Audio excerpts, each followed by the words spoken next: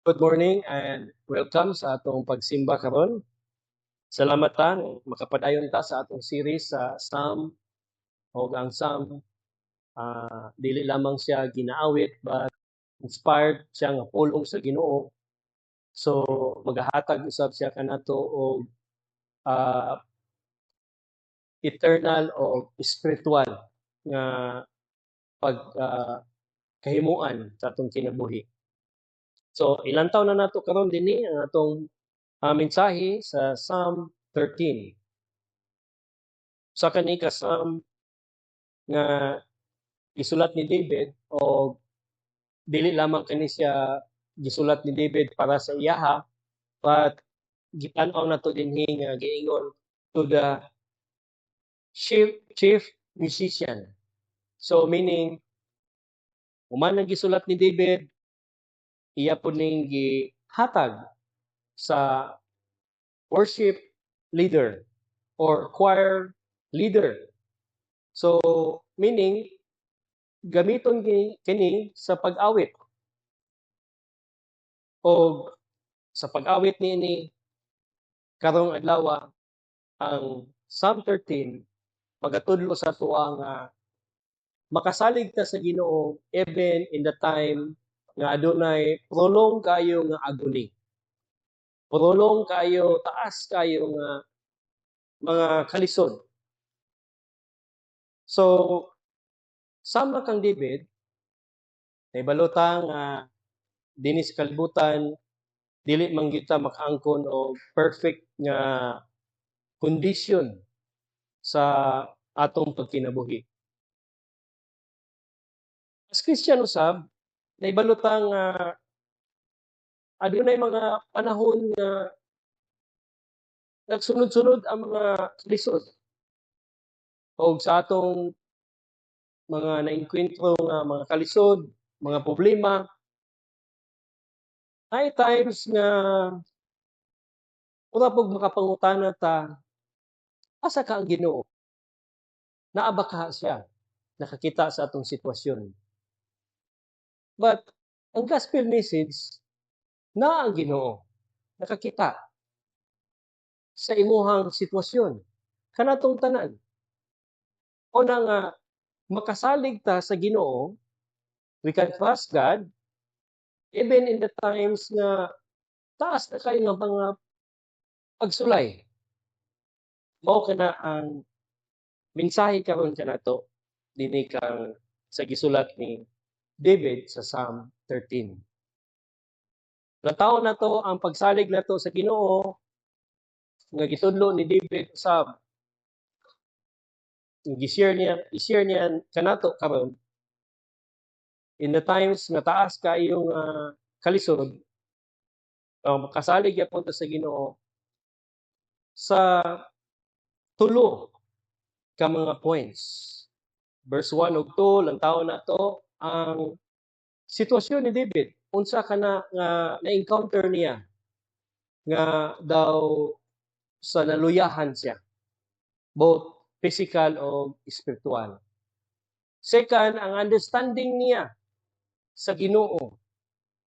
Unsa ang nakita niya ang iyang mga kasub-anan niya ikaduha ang iyang paghangyo sa Ginoo. Kay naa siya nakita og nasabtan kinsa ang Ginoo. Og sa paghangyo niya gitubag siya sa Ginoo nakahatod sa iya verse 5 og 6 sa pagsalig sa Ginoo. Og ingon man sa pag-awit og himaya sa Ginoo. First, tanaw na to ang verses 1 to 2. Usa kini ka kasub-anan kaayong pag-ampo or awit. But kani nga kasub-anan dili kani tungod nga adunay mga uh, instance nga wala siya nawad-an siya sa pag kanang pag oo sa Ginoo. sa kasubo niya nga sitwasyon, pero wala gyud si David ani nga nawad-an sa pagtuo niya sa Ginoo. Una nga dili nato nilang taon karon sa mata sa unbeliever, but tanaw nato ni karon sa mata sa usa ka believer sa Ginoo. So nagasugod si David sa pagpangutana, "How long, O Lord, will you forget me forever? How long will you hide your face from me?" Verse 1. Naghatag kani og realidad. Kaning gisulti ni David, nagpakita, nagmirror sa gibati ni David. Nagbati si David nga ang Ginoo daw nalimtan siya. Pero nahibalo ta nga ang Ginoo wala nalimot sa tuwa. O ang Ginoo dili malimot, but it is David who feels abandoned. Ang iyang pagbati nga nagpalayo ang Ginoo sa iya, or dili na niya makita ang Ginoo. Mao na nga ang term dinhi gigamit niya, hide. Gitaguan sa Ginoo ang iyahang face. Og nahibalo si David nga pag dili na niya makita, dili kani ingon nga literal nga pagkita, but ang pagpasabot ani nga wala na nagalantaw ang Ginoo sa iya. So nahibalo si David nga ang paglantaw sa Ginoo sa iya ang mao ang pagpakita sa Ginoo sa iyang dagway dinha kang David. Ug ang pagpakita sa dagway sa Ginoo is tantamount to say nga naa ang favor o blessing sa Ginoo. Mao na nga to hide God's face dinha kang David, nagpakita og dismay kaniya. Naingon the same book dinhi sa Psalm 30 verse 7. Nagaingon, you hide your face and I was dismayed. So kita ni David nga ang pagpakita sa Ginoo sa iya is magresulta og sakit ina sa iya. But at the same time kaning language pahinumdum pod kang David. O nga nakapangutana siya. Kay pala niya nga ang Ginoo faithful man sa iyang promise. Nga naingon ang Ginoo nga dili ka nako i-abandon, di ko kanako biyaan. But yet ang present situation ni David naghatod nga og wala. Di niya mabati. Later on may bala na to. Unsa kani nga context nganong nasulti ni David? Nganong nalantaw niya nga nag-ingon mo ang Ginoo nga siya magauban ka nako. Pero karon present situation wala nako nabati.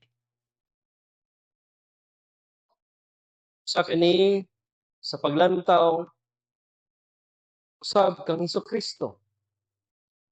Dili alone si David ani nga sitwasyon. Ngay panahon nga maskin si Kristo Jesus nakasulti, my God, why hast thou forsaken me?" Which is usa ka gisulat sa Psalm 22, but gisulti po na ni Hesukristo didto sa cross sa Matthew chapter 27 verse 46. Kaya nag-ingon siya, my God, why have you forsaken me?" Ini nga language nagisulti ni Jesus Christ dito sa cross, nagkita kani og tinud-anay nga usa ka realidad nga adunay mga panahon nga dili mabati sa usa ka believer sama kang David, ang presensya sa Ginoo. Dili niya mabati. At nalantaw nato nga ang kana nagko sa iya og great pain, great agony. Kasakit. Mao na nga nakapangutana si David, how long? How long nga magbati ko sa ingani? Asa kani taman? Na ba kani utlanan or padayon magyud kini hangtod na nga mahuman ang kinabuhi ni David? So nakapangutana siya, how long? Nag-acknowledge ni usab nga sa pagsulti ni David, how long Ginoo? Gilantaw niya, although nag-question siya sa Ginoo, nangayo siya og kanabang magsabot og nalantaw niyang nga dapat kani ipangutana niya sa Ginoo because indeed God alone controls the time. Ang Ginoo lang gyud ang naay kahibalo sa panahon, sa timing, sa tanan nato nga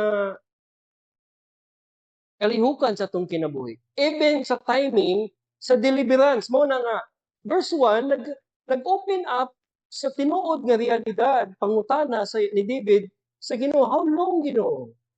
Nga itago nimo ako imong face sa ako. How long nga magbati ko ani sa na-abandon ko, og ang abandonment sa Ginoo maghatod og great pain sa usa ka tawo. Una nga, how long nakabalo si David nga walay lain niya angay pangutan-on kundi ang Ginoo. Because ang Ginoo is in control of time, but at the same time, He alone knows when is the exact time nga ihatag pod niya ang deliverance kan David. Nga makahawa si David sa kaninga sitwasyon. Kaya ang Ginoo lamang pod ang naibalo kung kanusa siya makabati, ipabati niya iyang kauglingon sa kang David. Dili lang si David ang naka-experience ni my brothers and sisters in Christ. If you open Revelation chapter 6, diyan na to mga Bible. Chapter 6 verse 10, usa kini ka pananawon nga ang mga martyrs, that is to say, ang mga tao nga nangamatay because nagsunod sila sa Ginoo, verse 6, chapter 6 verse 10, nakapangutana usab. Nagaingon. And they cried with a loud voice, saying, how long, O Lord, holy and true, dost thou not judge and avenge our blood on them that dwell on the earth? How long? Ang Ginoo ray nahibalo. Dili si David ra ang kabatian, kundi ang tanan nga mga martyrs nga nangamatay for the sake sa pag-alagad nila sa Ginoo. The same nga mga pangutana, how long? Again, si Kristo, iya po ding nasulti dito sa cross. Ako nang isulti ganina. So muna, my brothers and sisters in Christ, legit kayo kini nga pangutana. Tinud-anay kani. Realidad ni sa tanan nga mga Kristohanon nga natao dinhi sa kalibutan. Nga naay panahon nga mabati nato nga daw sa wala ang presensya sa Ginoo. O kana makahatod ka nato sa pag-desire, pag-ingon, Ginoo, how long nga imo kong ipabati niini? Unsa ang panahon, asa man ang utlanan ani? The same sa mga martyrs, the same kang Kristo Jesus. How long, my God, how long will you forsake me? Pangutana kana ni David. Bagon ba siya sa gitubag ba siya sa Ginoo ni later on atong malantang. Verse 2. Katong pagpangutana ni David sa verse 1, daw sama katong naay silence or panagbungol sa Ginoo kang David. Nga wala ni David nadunggan na ang presensya sa Ginoo. But ang verse 2 karon naghatod sa mas lawom kaayo na pod, mas gipalawman pa nga aguni. Kung aguni na to ang verse 1 nga nakapangutana si David, how long?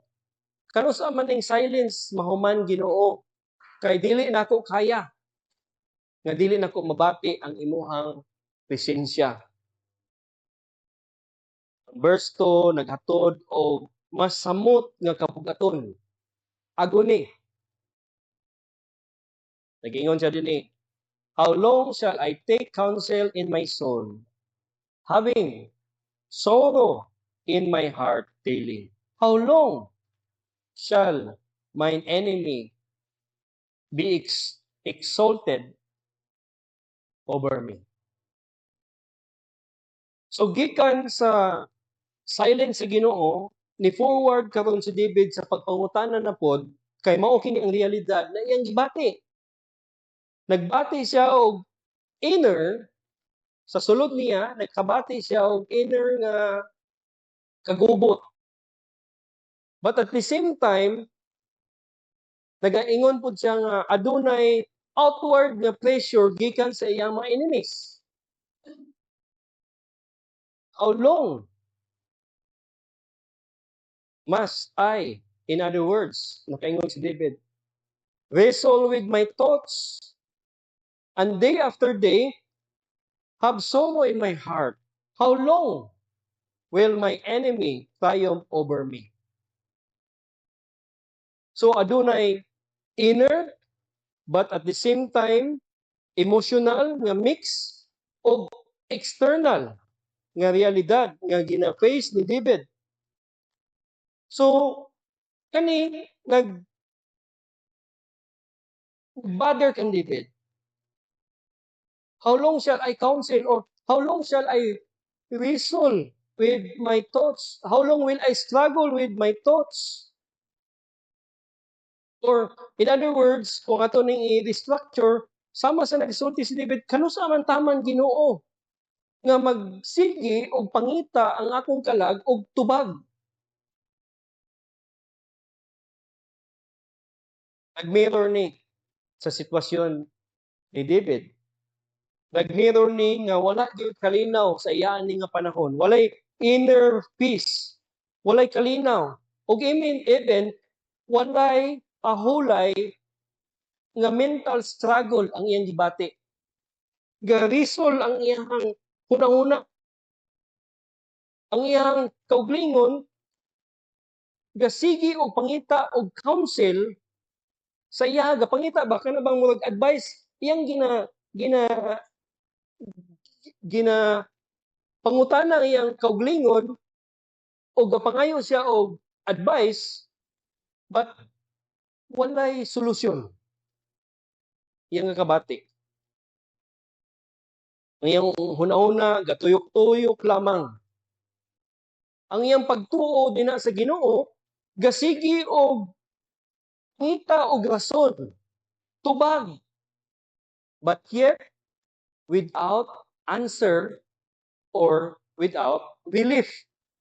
So bukat kaayo kang David kani nga realidad nga experience niya ani nga panahon. Mao nang nakaingon siya, how long? Kano sa man ni taman? Proverbs nagaingon sa 12 verse 25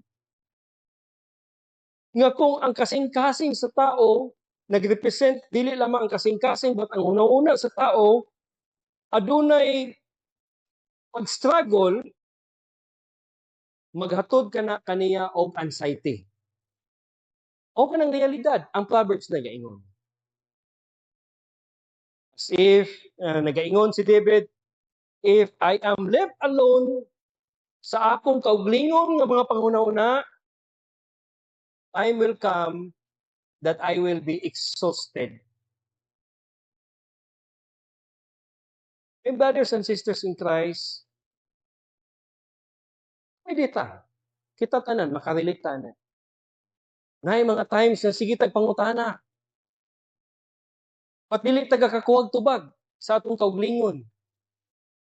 Ang atong kauglingon dili hatag sa tuwa og comfort.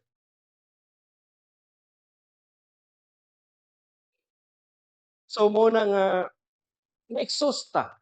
Makapoy ang atong mga kalag. O kung makapoy ang atong mga kalag, affected tanan ang ato ang faculties. Inner, emotion, o external. Pilipin nagipadayon ni David ningon, even my enemies be exalted. How long kaning ako mga enemies be exalted? Who are his enemies? Kay klaro din kung kinsa yung enemy. O pag na pinpoint kung asa ning panahon gyud sa kinabuhi ni David. But it could be, ato nang ibalaan, pwede, iyang personal na enemy, si Saul o iyang anak nga si Absalom. Diba? Sa last na to, nga mga previous nga sermon, nakita na to ni, enemy ang iyang paglantaw ni because ginahunting siya. Or, si David as a king, daghan man siya o mga kaaway ng mga lain nga king sa laing nasod. Basig, kanipot. Or even, kaning mga spiritual nga paglantaw ni David nga kaaway ni na dili lamang physical but also basig na siya'y sakit. Kaya bang gibati nga physical nga sakit nga gakaanam siya o ka-deteriorate. At maskin kung sa pana nga klase nga enemy, tukpod ka na kang David nga kaingon, how long? Because of course, kung ang enemy imong i-consider, kana siya usa ka enemy, sama sa devil, nagaingon nga, ang iya yung tumong, goal. Ang kaaway, ang goal niya sa imuha, is to kill, to destroy. So kana nga pagbati, dili na siya lalim. Nga magsigi ka o una-una, struggle mo una-una, kanusa man eh. Tama na. Let's take for example, bitaw na ay tradisyon nga rido-rido. Ang rido, o legal kayo nga pamaagi nga mag-away ang mga clan. But, imong na-notice, if ever mag-away ang mga clan, unya na sila rido, that is, mangambos o mupatay sila sa ilang kaaway, after nga gibuhat nila to, wala sila peace. Why? Because they will expect na ang ilang enemy will come to hunt them. Ingana ang procedure, no? Ingana ang realidad.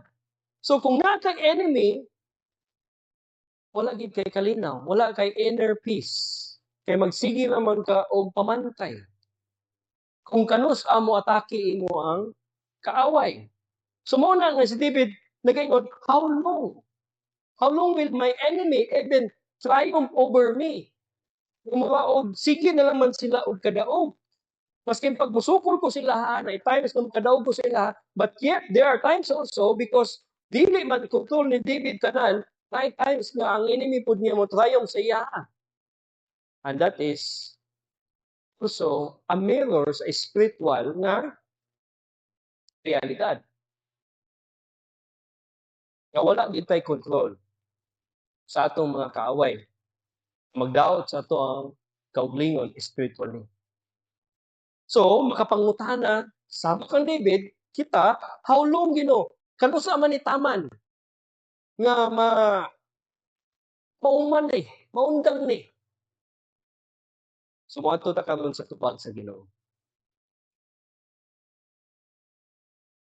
Moadto ta sa tubag sa Ginoo karon sa verse 3 o 4.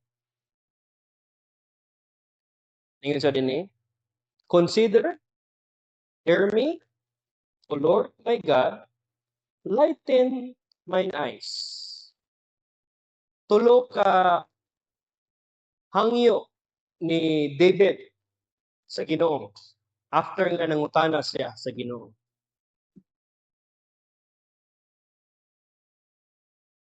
Other word nga sa verse 3, other word ani nga consider, look. Other nga translation gaingon look. Or maski magani ang original nga Hebrew word dinhi sa original ani nga word nagpasabot nga lantawa. So nangayo si David og pag sa Ginoo. Ngayon siya tabang. O ang iyang giingon first is, look upon me. Or in other words, turn your face towards me. Dili lang meaning simple kay pag mayon gani dinhi kani nga word nga consider or look. Dili lang kani nagsulti about kanang murag passive lang nga paglantaw. Kana ba murag silip lang nga paglantaw, kundi ang pasabot ni David ini is to look attentively but also to regard nga naay concern ang naglantaw. Una ningon sa consider, Ginoo. Look upon me, Ginoo. In other words, i-fix sa Ginoo ang iyang paglantaw, dina kaniya. But at the same time, di nila maglantaw, but to look with intent to act. Meaning, with a desire usab nga dili lang mulantaw ang Ginoo sa iya, but also that will act and help him. Mao kana ang paghangyo ni David. No? So in other words, to us, God, to look or to consider is also as if we are saying nga dili ipalabay sa Ginoo ang iyang paglantaw kanato. But ang iyang sa text sa context ni David, iyang i-fix ang iyang ang dagway sa Ginoo dina sa iyaha, and I intend to help but also with mercy nga naay kaluoy nga anha sa iya. So, kaning ingon nga look, sabtan na kay nako ni karon. Kay pagangyoon ko sa kumisis nga bantay sa sikinan, muingon man na siya nga ayaw gyud wad-a ang imuhang paglantaw kag kinan. Kunya na may mga times nga okay, okay. Pero samtang naa siya din ha, samtang na ko gibuhat ini maglantaw ko, wala gid kayo ko focus sa iya ha, pero silip lang. Ka-learn ko lesson nga matumba. Malimtan ako. Dili na ako matagaan o pagtagad. O the next thing I see is natumba na ang bata si Kinan. So mo nga, in other words, kung mo og look, dili lang na naapakay lain nga bubuhaton, naapay lain nga multitasking. So in other words, si David ani nag-ingon nga look upon me, Ginoo. Ayaw na paglantaw sa uban, lantawan ako. Ako ra ang lantawa. Nagkalisod ako. How long mahuman ni lantawan ako, Ginoo? Ayaw na In other words, ayaw na pag-multitasking, ayaw na paglantaw sa uban. Wag ana ang pasabot ni David. I-focus lang gayud sa ako ang imuhang paglantaw. Second, kahangyo ni David, ningon siya answer. Consider, hear me. In other words, sa Hebrew ni, answer me. But ang pag-answer din is an intent again nga naagyoy saving action. Kaya naagyoy pagluwas. Sama sa pagtawag sa usa ka tao sa 911, ga-expect siya nga naay mo rescue. Unya, diba, kung tawag ka og 911, dili pwede nga madelay. Kinahanglan immediate, as much as possible, diretso. So, ingani ang pagpasabot ni David nga naghangyo sa Ginoo, hear me or answer me. In other words, Ginoo, respond unto me quickly, diretso, immediately. Or kani nga word, ga-assume ni nga ang Ginoo first, kapaminaw ang Ginoo. Ikaduha, nag-assume ni nga ang Ginoo can intervene anytime. Nga say power, not only to hear, but also to act. Ginoo makatabang gayud kang David. So, muna nga, ningon siya, answer me. Diretso nga paghangyo ni David. Si David wala nag-demand, wala siya nag-demand, but he is pleading at this time. Pag-ingon niya, hear me or answer me for deliverance. So, na quick action, gihangyo na niya ang Ginoo nga, tabangin ako. In other words, ganina na inuntag, Ginoo, nagpakabungol sa iya. So, karon, naingon na si David, hear me. Hear me, do not remain silent. Ayaw na, sa kuwan pa ni David, ayaw na pagpakahilom Ginoo because ang imong pagpakahilom every minute, every hour, every day na ikaw wala na ako madunggan Ginoo, mapati ang imong presensya, I perish. So mo na nga nag-ask si David og immediate action or deliverance nga gusto na niya madunggan Ginoo. Second, or third, ingon siya din consider, hear me, O Lord, my God, lighten mine eyes. Or in other words, enlighten or give me light.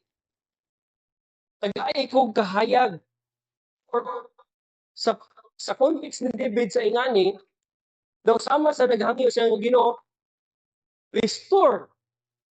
I-restore ang life, ang joy, or ang strength, or ang paglaong dinis ako ang i-restore. Tubangi ko Ginoo.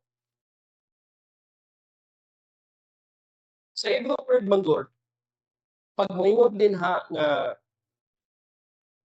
hayag, usa ka kahayag ang nakita nimo, it implies nga naay kinabuhi. Kay kung moingon ka og kangit-ngit, it implies weakness or death.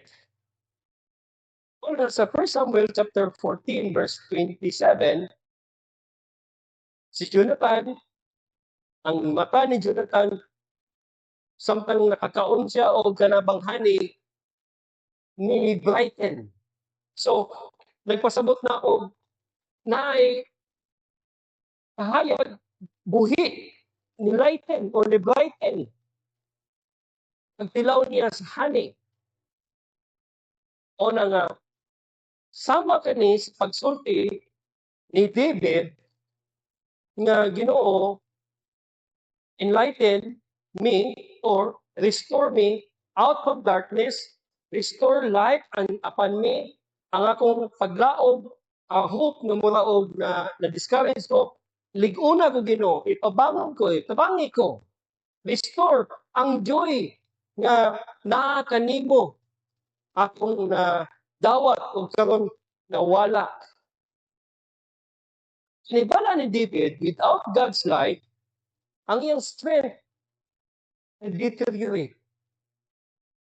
Nabala niya nga ang iyang paglaom samtang wala niya nakita ang kahayag sa Ginoo, i-collapse ang iyang paglaom. Og even, remember ang enemy, nagpicture ka to og kamatayon. Death upon him. So sa kagitgit, walay kahayag, nangayo siya karon og enlighten para mabuhi ang iyang strength, iyang paglaom, o ang iyang kumpiyansa nga dili siya mahadlok sa kamatayon. At gitwag ba si David sa iyang apil, sa iyang hangyo, sa Ginoo? Look, hear me, and enlighten me. Gitubag ba si David sa Ginoo? Yes. Gifulfill kani ni Jesus Christ. Sa pag-ingon ni David, look on me, gifulfill ni sa Ginoo, pinaagi sa incarnation, pagpakatao ni Jesus Christ dinhi sa kalibutan. Remember nga si David nanghangyo nga, Ginoo, turn your face towards me. Kanang pag-turn sa Ginoo, pag-hide sa Ginoo sa iyang face atong hangyo niya, pangutan ng David, kaulong kani matapos gitubag sa Ginoo sa iyang paghangyo nga look. Pag-look niya, ang Ginoo naglantaw sa iya sa pamaagi nga gipadala sa Ginoo si Jesus Christ. Di ba nabati man niya nga murag silent ang Ginoo sa iya o nangingiyon si David kanus sa manitaman Ginoo. So gitubag siya pinaagi sa paglantaw niya kan David. Gitubag si David sa Ginoo pinaagi sa paglantaw niya kan David o na niabot ni kaniya nabati niya ni in the time na si Jesus Christ ni anhi nag-incarnate dinhi sa kalibutan. First John chapter 1 verse 14 ibala na nato ni nga the word become flesh and dwelt among us and we have seen his glory. Nakita nga ni sa nganing maagi nakita ni David pointing kang Jesus Christ nga umaabot nga the only way mabati ni David ang presensya sa Ginoo is when he turned his face upon him, and that is in the way nga ang Ginoo nagpadala sa iyang anak nga si Kristo nga mabati niya ang presensya sa Ginoo because gipadala na niya ang iyang anak the word na nahimong flesh and dwell among us. Sinting gyapon sa tuwa karon. Mabati na to karon ang Ginoo nga naglantaw siya because gifulfill ni didto ni Kristo. So in other words, in Christ, ang dagway sa Ginoo dili na agaw sa tuwa. Ang glory sa Ginoo nakita na nato. Ang Ginoo nagpaduol, nagdwell sa atoa. So 2 Corinthians si Paul nag-ingon verse 4 to 6, the light of the knowledge of glory of God in the face of Jesus Christ. Klaro. So kung unsa ang gihangyo ni David nga Ginoo, turn your face upon me, wala lang nagampo si David for himself, but for everyone nga katawhan sa Ginoo. And it was fulfilled when Christ came, incarnated into this world and dwelt among us. Kadua, si David, nahadlok na ang silence sa Ginoo is naghatod sa iya agong kapait, kahadlok, worry. every time nga nagpadayon ka na, nag-anam o kabugat inwardly sa iya, o even externally, nakita niya nga vulnerable siya. So nangita si David og help, rescue. I-fulfill na sa Ginoo kay Jesus Christ. I-fulfill ang hangyo ni David through Christ. Remember, Jesus Christ enter in this world, or he himself was forsaken. For what? So that you will foreverly, sa atong form, sa kaning atong Lord's Supper, di ba? Foreverly, you will not be forsaken foreverly. Si Jesus Christ, ang hangyo ni David, nga Ginoo tubag ako, kinahanglan ko babati ang imong tingog. Answer me, hear me, gipulpil ka ni Jesus Christ on the cross. Kung at the same time, baskin pa sa resurrection ni Jesus Christ, gipulpil na niya. Gidawat niya ang pag-forsake sa Ginoo sa iyaha ni Jesus Christ sa cross. Kung imong nagtaon, kanina, nanghangyo si David nga, look upon me. Tanawa, mura og sama sa pag-fulfill ni Jesus Christ sa cross, sa Kalbaryo, he was forsaken. Mura ba og wala sa gilantaw sa amahan si Jesus Christ. For what? So that iyang taon si David. Paman unsa? Wala niya in the sense gilantaw si Jesus Christ na mag-suffer. Nga mura og iyang tugdan nga mag-suffer si Jesus Christ sa cross for David's sake. Una nga, gilantaw sa Ginoo si David o iya sang wala niya murag naglero ni or nagshadow ni nga paghangyo ni David nga lantaw ko Ginoo, naghangyo si David nga tabangi ko Ginoo. The only way nga tabangan siya sa Ginoo is to na makalingkawa si David sa iyang sitwasyon, siya ang agony, is to send his son to the world, to this world, and to suffer on the cross. Di ba pait man kayo sa mahal ng tao ng iyang anak na mag-suffer? Dili para sa iyang sala, but para sa sala sa usak tao. He is the only son. He is the only begotten son. O na sa Matthew again 27:46, klaro tayo mag-ingon ni Jesus Christ. My God, why hast thou forsaken me? Giforsake siya sa Ginoo at the time, wala sa dungga sa Ginoo ang hilak ni Jesus Christ sa cross. So that mapulpil ang duty nga mabayaran ang inyong sala o akong sala. Ang sala po ni David, mabayaran. The only way na matubag ang pangutanan ni David sa how long kani nga mga situation nga akong na-encounter din sa kalibutan, because of sin has given me miseries in life. How long kani mahuman tanan? Itubag siya sa Ginoo.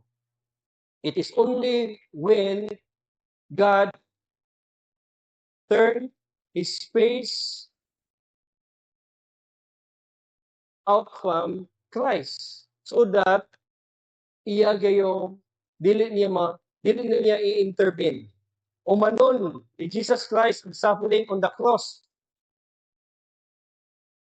i-forsake siya sa Ginoo. On the cross, ang hilak ni Jesus Christ wala sa gi-answer sa Ginoo. On the cross, gibear ni Jesus Christ ang tanan nga mga curse sa sin of His people. In other words, Christ experience ang hidden face sa Ginoo so that si David, including ani, appear si David ani, ang tinuod nga katagbawan sa sitwasyon ni David, ang tinuod nga deliverance sa sitwasyon ni David, dili temporary, but eternal. O ikaw, o ako, na-appeal niya na. So, gi-answer sa Ginoo ang request ni David. Look upon me. Yes. Naging Kristo. Answer me. Hear me. Yes. Pinagi kang Kristo. O enlighten mine eyes. Gipulpil kani. Gitubag kani sa Ginoo. Pinagi. Nga gipadala si Jesus Christ as the light. The living light. Buhi nga kahayag. Sa John chapter 8, verse 12, nagayon si Kristo, I am the light of the world. Whosoever follows me will not walk in darkness, but will have the light of life. John chapter 11, verse 25, I am the resurrection and the life. So in Christ, ang kangit-ngit, nawala. Ang kamatayon, na-conquered. Ang spiritual blindness nato, na dili nato makita ang palibot because of the brokenness of this world, because of our fallen nature, ang ato spiritual blindness, ahil, naayo ta. Mao na nga, pangutanan bibig, gitubag sa Ginoo, in the way, nga gipultil ni Jesus Christ, ang what is for David, nga miseries in life, na madawat niya forever, pero naiplanan. Hindot no? Anak od ka. Kaya pa magtotoo kay Kristo, na-appeal po ka ni ini. Ang agunin nato din sa kalibutan, paundang lamang. Maskin pag-aas kayo kaning aguni, temporary ragyapon kining aguni in this wilderness. Kaning kalibutan nato ito. Temporary ragyapon. So, mauna nga, kaning paghatag karon sa tubag sa Ginoo kang David, nagatod sa iya verse 5 o verse 6. Pagsalig sa Ginoo. Nga mosalig siya sa Ginoo even in a prolonged miseries in life. Kinibalot si David nga kani nga mga miseries dinhi sa wilderness, kalanig tip the iceberg sa miseries nga madawat na to without Christ. Kung wala ka kang Kristo, tip of the iceberg lang ang pagpangutana ni David. How long, maundang kining tanan nga mga kagul-anan, aguni, kasakit na ni nga kalibutan, tip of the iceberg lamang naibala ni David. At tinuod is kung wala siya girescue sa Ginoo ani in Christ, mas grabe pa ang aguni ang madawat niya. Una nga si David, samtang naa sa din sa kalibutan, ang kaning iyang experience din ni, wala niya gilantaw, gipokus ang iyang mga mata sa iyang kalisod. But gipokus niya asa dito sa Ginoo. Una nga verse 5 o 7 o 6, nag-ingon sa din na, I trust in thy mercy. Or in other words, ang mercy din ha, I trust in your unfailing love. Ang pasabot din ha sa word yung mercy, unfailing love sa Ginoo. So, Nagaingon siya din ha, musalig ko Ginoo sa imong unfailing love, which will bring me joy sa kaluwasan kay imong gihatag sa kuha. Ang tinuod mo kaluwasan, dili temporary lamang na kaluwasan ang imong gihatag sa Ginoo, kundi kaluwasan para sa eternal nga aguni. Dili lang temporary nga aguni. So una nga, nisalig si David sa Ginoo, naay mga pagsulay nga niabot sa iya. Maski pagdugay kayo, maski pag nakaingon siya nga, wala na ang Ginoo. Wala na ko dungga sa Ginoo, nagpakahilom ng Ginoo, wala na tingali ng tawa sa Ginoo. Ang ako nga iyang anak. Pero tanawa, nitukmod sa iya kay because ang iyang kasing-kasing giaprihan naman sa Ginoo, instead nga mopalayo sa Ginoo og magrebuilde, unsay buhat? Nanghangyo siya sa Ginoo. Look upon me, hear me, answer me, enlighten me. So unsa nahitabo sa iyang kinabuhi? All the days ni life ni David dinhi sa kalibutan, ingon siya, I have trusted in the unfailing love sa Ginoo. Kung in the mercy of God or the unfailing love sa Ginoo, it means nga naibala na to in the past nga ang Ginoo faithful sa iyang mga katawan. And in the future, naibala ko na to nga iyang love will also do the same, unfailing. So, mukha sa itong past o sa itong future, the same nga love ang atong naangkon sa Ginoo. So thereby, ang atong ang pagsalig sa Ginoo, grounded sa faithfulness sa Ginoo, not of our circumstances. Kuna gikalipay ni David kani nga kaluwasan, niawit siya og mga paghimaya din sa Ginoo. Kay tanan kato gitubag sa Ginoo kang David sa pamaagi nga gipalantaw siya sa umaabot. Mao ang tinuod nga kaluwasan, dili temporary nga naa kang Jesus Christ. Although ang circumstances ni David wala mao ra gyapon. Although naa magyapon ang kaaway ni David, ugsalig gyapon siya sa Ginoo. Why? Because he knows the unfailing love, unfailing mercy sa Ginoo. Og nita ingon siya din ha, I will sing unto the Lord because he had dealt bountifully with me. God, in other words, God has been good to me. Walay times nga dautan ang Ginoo kang David. In other words, si David na pasulti nga dautan ni sa iya, pero dili po dautan para sa mata sa Ginoo. Sama kang Joseph. Ang iyang mga igsoon, ingon sa iya, after nga ibaligya siya, nagkita sila, balik sa iyang igsoon, o iyang igsoon, forgive us, Joseph. Ningon si Joseph, ang inyong gibuhat, may seems bad sa inyong pananaw, but it is for my good. So, God has been and always be good to His people. No matter, maski pag i-consider na to, this is bad for me. Diba kalibutan karon ingon man nga kaning sakit di maayo, kaning pagsulay dili maayo, kaning lisod dili maayo.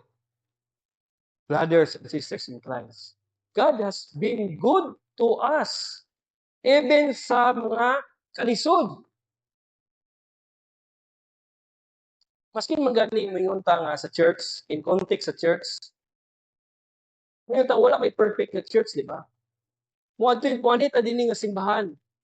Then, na-expect ta na dapat justo ng tanan, maayo tanan, but there atay nga naagay mga pagsulay, mga dispute, mga kanang conflict sunod sa simbahan. Aw man ta. Ingon din ta nga, okay, mobalhin ko laing simbahan. Is that the right way? Nga mobalhin ko sa simbahan because of conflict? Even the conflict can be a good thing for you. Why? Because when you deal conflict with your brothers and sisters through sa simbahan, you are becoming more like Christ. In a way nga, gi-face ni Jesus Christ ang mga pagsulay, mga kasakit, conflict, mga persecution. Gi-endure niya. In the same way, kung kita nga union with Christ, sa righteous one, gipulpil na, gitubag ang pangutanan ni David in Christ. So therefore, ang atong tanan nga mga pangutana karon gitubag pod sa Ginoo in Christ. So therefore, kung unsa man galing ka na, even sa dinhi sa situation sa simbahan, kung naay mga limitation, naay mga flaws, naay mga imperfection ang atong isigaysuon, it is safe to say, it is safe to say, na moingon pa nga, God has dealt with me bountifully, or God has been good for me, or with me. Because na situation gihatag na sa Ginoo sa imuha, and you have to look at it in the way nga giluwas ta sa Ginoo in Christ. And in Christ, we should be in union with Christ in suffering and even sa pag-endure sa mga kalisod niini nga kalibutan. Because in that way, i-build up ta, samot, gipa, ligon ang atong band dinha kang, ang union nato dinha kang Jesus Christ. So, we can all say, no matter unsa na nga aguni, saligan na to Ginoo, daygon na to Ginoo, o makaingon ta, still, God is or has been good to me. Amen. Magatindog ta o mag-response ta pinagi sa pag-awit sa Psalm 13. Ang taon na to is